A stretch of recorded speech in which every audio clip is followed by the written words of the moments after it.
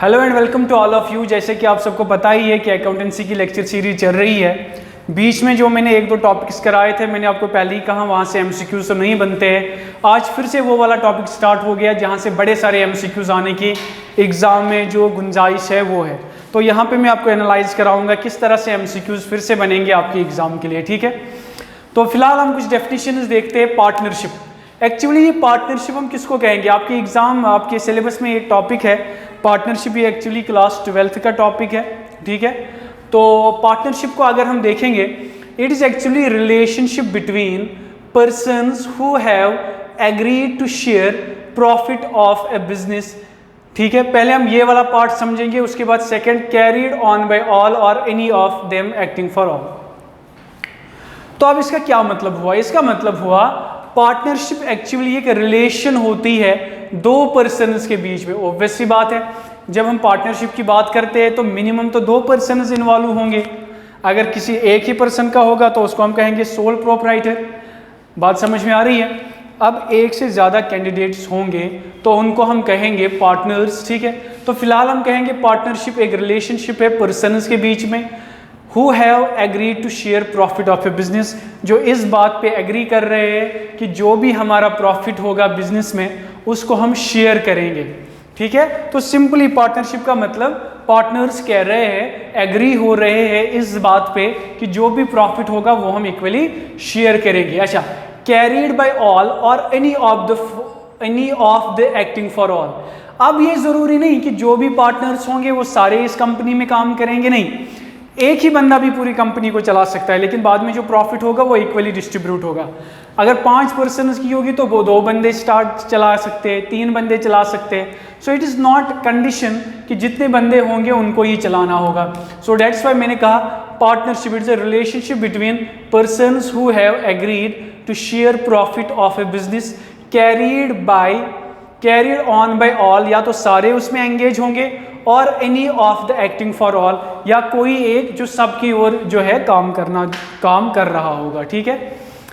अच्छा, इसके बाद आपको याद रखना है अब जो पर्सन्स इसमें इन्वॉल्व होंगे, पर्सन्स एंटर्ड, उनको हम कहेंगे पार्टनर्स, ठीक है। सो अगर आपसे कोई पूछेगा what is the difference between partnership and partner, आपका आंसर होना चाहिए पार्टनरशिप का मतलब है रिलेशन बिटवीन 2 पर्सन्स जो कि एंगेज होंगे इस एग्रीमेंट पे वो इस एग्रीमेंट को वो एक्सेप्ट करेंगे कि जो भी प्रॉफिट होगा वो हम इक्वली शेयर करेंगे, या इसके बाद जो भी पर्सन्स इसमें इन्वॉल्व होंगे उनको हम कहेंगे पार्टनर्स, ठीक है। यहाँ पे यानी कि इंडिविजुअल पर्सन्स को हम पार्टनर्स कहेंगे। इसके बाद अच्छा, कलेक्टिवली अगर आप बहुत ज़्यादा होंगे तो उसको हम कहेंगे फर्म, ठीक है। यानी कि इंडिविजुअल कंसेप्ट को हम पार्टनर्स कहते हैं, कलेक्शन को या कलेक्टिवली नोन एज फर्म। अच्छा, इसके अलावा और एक चीज़, name under which business of a firm is carried. जो नाम हम अपने बिजनेस को देते हैं, जिस नाम के अंडर हम अपने बिजनेस को कैरी फॉरवर्ड करते हैं, उसको क्या कहा जाता है? उसको कहा जाता है फर्म नेम। तो पार्टनर डिफरेंट है, पार्टनरशिप डिफरेंट है, फर्म डिफरेंट है और फर्म नेम डिफरेंट है। अब आप कहोगे सर ये डेफिनेशन आपने कहाँ से हमें प्रोवाइड की? बेटा ये डेफिनेशन जो है it is mentioned in Indian partnership act 1932। इस एक्ट के अंडर जो है ये पार्टनरशिप की डेफिनेशन जो है वो प्रोवाइड की गई है, ठीक है। So this was all about partnership. इसके बाद ये पार्टनरशिप डीड क्या है अब, ठीक। देखिए इसमें टर्मिनोलॉजीज है तो मे भी यहाँ से एमसीक्यू बनेगा। पार्टनरशिप डीड हम किसको कहेंगे? Agreement between partners of a firm which defines nature of firm, duties, rights of partners, their liabilities, their ratio in which profit and loss is divided, not compulsory but advisable. अब इसका क्या मतलब है? इसका मतलब ये है, पार्टनरशिप डीड का मतलब ये है कि ये एक्चुअली कुछ नहीं है but is agreement between partners of firm. For example एक फर्म के 2 पार्टनर्स है, पार्टनर ए और पार्टनर बी, दोनों आपस में ये कुछ एग्रीमेंट्स कर रहे हैं, ठीक है ना, कि हमें आगे किस तरह से अपने प्रॉफिट को शेयर करना चाहिए, हम आगे मतलब नेचर ऑफ फर्म, किस तरह की फर्म हम रखेंगे, हमारी ड्यूटीज़ क्या होंगे, हमारे राइट्स क्या होंगे। बात समझ में आ रही है? तो फर्म में कुछ राइट्स भी बिजनेसमैन को मिलते हैं, लेकिन साथ ही साथ उसकी अपनी कुछ ड्यूटीज़ भी होती है जो कि उसको परफॉर्म करनी है। दियर लायबिलिटीज़, ठीक है, या जो कर्जे उन्होंने लिए हैं उसको किस तरह से हम कम करेंगे या किस तरह से चुकाएंगे, and ratio in which profit and loss is divided, और वो रेशियो फॉर एग्जाम्पल क्या ये 1:1 में अपने प्रॉफिट को डिस्ट्रीब्यूट करेंगे या 2:1 में या 3:1 में, वो डिपेंड करेगा, ठीक है ना। लेकिन एक बात आपको याद रखनी है, it is not compulsory. Partnership deed जो है ना, ये कंपलसरी नहीं है कि दो पार्टनर्स आपस में कोई बिजनेस स्टार्ट करे फिर वो ज़रूरी पहले कोई एग्रीमेंट करे। No, it is not necessary, however it is advisable. ये एडवाइजेबल है। क्यों? क्योंकि बाद में कभी अगर कोई डिस्प्यूट क्रिएट हो गया तो उस टाइम यही पार्टनरशिप डीड जो है कोर्ट में पेश की जाती है। तो आपके एग्जाम में एमसीक्यू बन सकता है, which of the following statement is correct with respect to partnership deed? Is it obligatory? Is it obligatory for partners? Is it compulsory? Is it advisable या something else? तो आपको याद रखना है ये advisable है, ज़रूरी नहीं है। advisable मतलब हमें एक पार्टनरशिप डीड करना चाहिए। इसके बाद जो और एक सब क्लास है वो है फीचर्स ऑफ पार्टनरशिप। क्या है फीचर्स पार्टनरशिप के? फर्स्ट फीचर, 2 और मोर पर्सन्स, 2 या 2 से ज़्यादा पर्सन्स है जो कि पार्टनरशिप के थ्रू बिजनेस स्टैंड कर सकते हैं। एग्रीमेंट जो होगा वो ऑरल भी हो सकता है, रिटन भी। ऑरल मतलब हम मुंह से बोलेंगे यार फॉर एग्जांपल अगर प्रॉफिट होगा आप 50% लेना, मैं 50%, या हम एक एग्रीमेंट भी साइन कर सकते हैं जिसके बेसिस पे हमें फिर प्रॉफिट मिलेगा।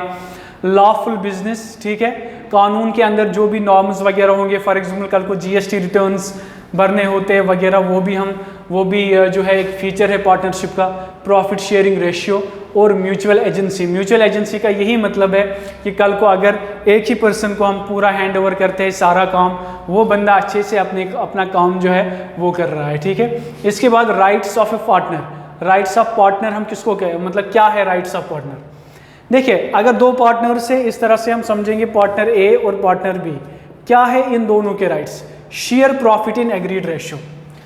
जो भी प्रॉफिट इनको मिलेगा वो इनको एग्रीड रेशियो में जो है डिस्ट्रीब्यूट करना होगा। एग्रीड रेशियो मतलब जो इन्होंने पहले ही रिटर्न में लिखा होगा या ऑरल में।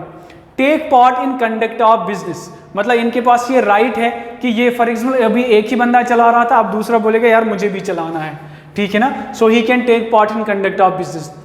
Next, right to be consulted. For example कल को अगर हमें कोई डिसीजन लेना होगा पार्टनर ए को, तो पार्टनर बी को उसे ज़रूरी जो है कंसल्ट करना होता है एज पर जो लॉज है पार्टनरशिप के, ठीक है। तो उसके डिसीजन के बगैर वो कोई काम नहीं करेगा। Right to inspect books of accounts. Right to inspect books of accounts का मतलब है पार्टनर ए पार्टनर बी ने जो भी अकाउंट्स के बुक्स मेंटेन किए होंगे, यानी कि जिसको हम सिंपल भाषा में कहेंगे, हर एक पार्टनर को राइट होता है हिसाब किताब लेने का। दो पार्टनर्स है, पार्टनर ए सारा कुछ चला रहा है, लेकिन पार्टनर बी कल को उसको बोल सकता है कि मुझे पूरा हिसाब दीजिए कि कितना हमने कमाया, कितना लॉस हुआ, क्या हुआ। इसके बाद right to retire from firm. एक पार्टनर के पास ये अथॉरिटी है कि वो जब चाहे वो रिटायर हो सकता है फर्म से, ठीक है। फॉर एग्जाम्पल पार्टनर्स दो है, कल को 10 साल के बाद कोई पार्टनर कहता है यार अब मैं इसको कंटिन्यू नहीं कर सकता, या फॉर एग्जाम्पल किसी की डेथ होती है कल को।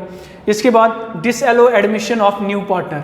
फॉर एग्जाम्पल पार्टनर्स दो है, कल को तीसरा पार्टनर भी कह रहा है कि मुझे आपकी फर्म को ज्वाइन करना है, मुझे आपकी कंपनी को ज्वाइन करना है, तो हम उसको डिसअलो कर सकते हैं। फॉर एग्जाम्पल अगर दो बंदे, एक ने कहा नहीं हमें इसको रखना ही नहीं है, दूसरा कह रहा है नहीं हम रखेंगे, लेकिन जो बंदा कहेगा हमें नहीं रखना है तो फिर हम उसको अपने फर्म के साथ ऐड नहीं कर सकते। तो आपकी एग्जाम में क्वेश्चन आ सकता है which of the following is the feature of partnership, ठीक है ना, which of the following are the rights of partnership.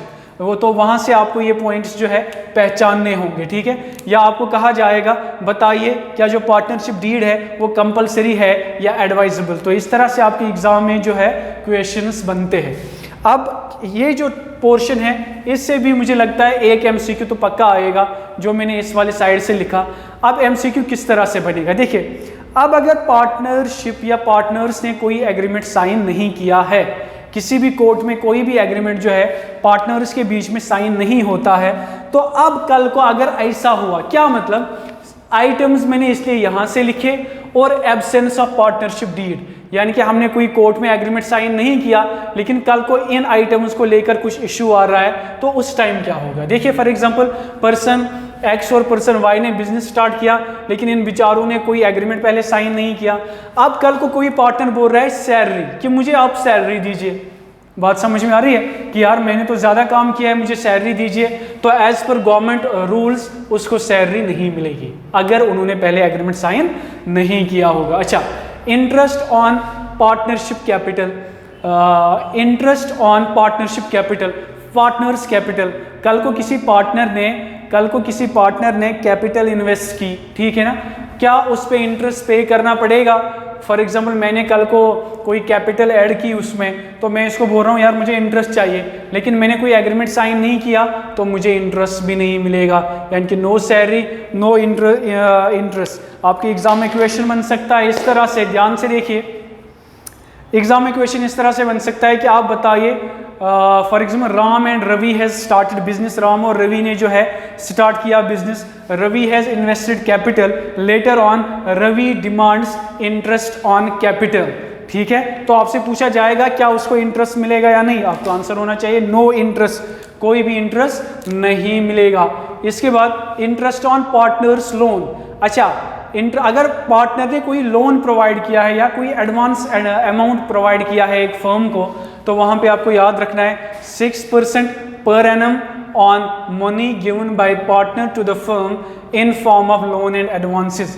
तो उस टाइम उसको 6% का प्रॉफिट जो है वो रिसीव होगा। फॉर एग्जांपल हमने बिजनेस स्टार्ट किया, बिजनेस को पैसों की ज़रूरत पड़ी, कैश डेफिसिट हो रहा है, तो मैं कह रहा हूँ ये लो यार 10 लाख रख लो मेरे, तो बाद में मैं अगर इनको डिमांड करूँगा इंटरेस्ट की तो इस फर्म को इंटरेस्ट जो है प्रोवाइड करना होगा, ठीक है। इंटरेस्ट ऑन कैपिटल्स पार्टनर उस पर तो नहीं, interest on partners loan. Distribution of profit, अच्छा किस डिस्ट्रीब्यूशन ऑफ प्रॉफिट मतलब अगर हमने rent deed partnership deed sign नहीं किया तो प्रॉफिट को किस तरह से डिस्ट्रीब्यूट किया जाएगा, याद रख लीजिएगा will be shared equally irrespective of the amount contributed bye partner. तो जो प्रॉफिट होगा वो इक्वली शेयर होगा, चाहे किसी ने 2 लाख कंट्रीब्यूट किए हैं या किसी ने 10 लाख कंट्रीब्यूट किए हैं, ठीक है। इसके बाद जो फाइनल पॉइंट है वो है इंटरेस्ट ऑन पार्टनर्स ड्राइंग। अब अगर एक पार्टनर जो है वो अपने बिजनेस से कुछ अमाउंट निकाल रहा है, ठीक है ना, ड्रा कर रहा है, ड्राइंग के लिए निकाल रहा है, तो क्या कल को उसको इंटरेस्ट पे करना पड़ेगा? आपको याद रखना है no interest will be charged on drawing of partner. Partner ने जो भी विड्रॉ किया होगा उस पर कोई भी चार्जेस उसको फिलअप करने की ज़रूरत नहीं है। तो 3 तरह के MCQs आप यहाँ से याद रखोगे। जो फर्स्ट MCQ होगा वो होगा आप बताइए क्या ये कंपलसरी है या एडवाइजेबल है पार्टनरशिप डीड, तो ठीक है वहाँ से आपको आंसर मिल ही जाएगा। आपके एग्जाम में क्वेश्चन पूछा जाएगा बताइए ये जो डेफिनेशन है ये किस एक्ट के अंडर फॉल करती है, तो ये आपका आंसर होना चाहिए। सो फर्स्ट MCQ यहाँ से, दूसरा MCQ यहाँ से। फीचर्स में से 2-3 फीचर्स प्रोवाइड किए जाएंगे तो आपको पहचानना होगा सही कौन सा है, ठीक है। या यहाँ से इनमें से कोई वो स्टेटमेंट बेस्ड देंगे। फॉर एग्जाम्पल आप मुझे बताइए कि अगर फॉर एग्जाम्पल इस तरह से पूछा जाएगा, for example Shyam and Ganesh has started A business and Ganesh has withdrawn some amount from the business. Later on Shyam says pay me the interest of this business, what whosoever will be, मतलब सही कौन होगा इन 2 बंदों में। तो आपको याद रखना है ये जो 5 केसेस मैंने बताए हैं, तो यहाँ से आपकी जो MCQs है पार्टनरशिप में बनेंगे। इसके अलावा पार्टनरशिप में और भी 2-3 लेक्चर्स आएंगे, जैसे कि फॉर एग्जांपल और भी कुछ फैक्चुअल चीज़ें हैं वो मैं भी कवर करूँगा। इसके बाद न्यूमेरिकल्स 2-3 भी हम इस पे कवर अप करेंगे। ओके